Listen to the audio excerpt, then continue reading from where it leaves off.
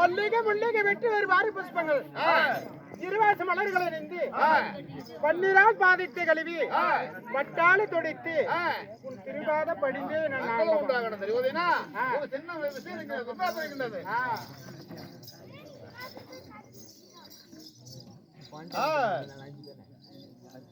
ஆனால் என்ன அழைத்த காரணம் என்ன?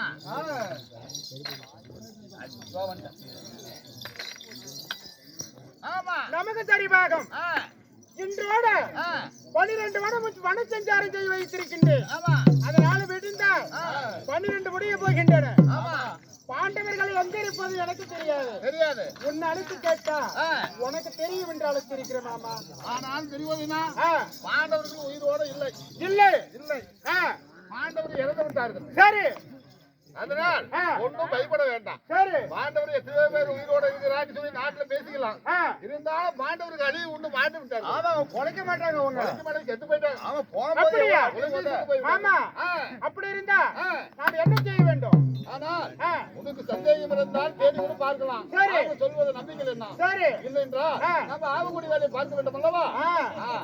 அப்படி இருந்தா பாண்டவர்கள் ஆரணி தானகத்தில் இருக்கிறாங்களா இல்லையா என்று நான் தானகம் சென்று பார்த்துட்டு வருகின்றேன்.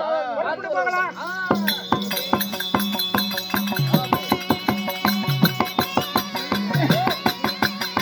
பாண்டவர் ஆரணி தானகத்தில் வடிந்து விட்டார்கள். வருவார்கள் ஆமாங்க. அப்படி என்று சொல்லிட்டு இருக்கிறேன். ஆ, அதற்காக ஆ, நான் ஒருவன் மட்டும் ஆரண்டி காண்டைக்கு போனால் பத்தாது. பத்தாது. என் மனைவியாகிய கூட நானும் வந்துடுறேங்க. நீ வா. ஆ, என் மனைவி பெருந்திருவா இருக்கிறான். நம்ம பொண்டாட்டி கூட்டிக்கிட்டு யாம் கொண்டாடி.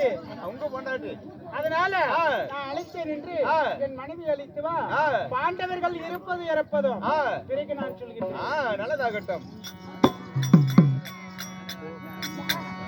ஆ, தன்னுடைய மனைவி பெருந்துருவால அழைக்க பெருந்துருவா வருகின்ற விதம் காண்க.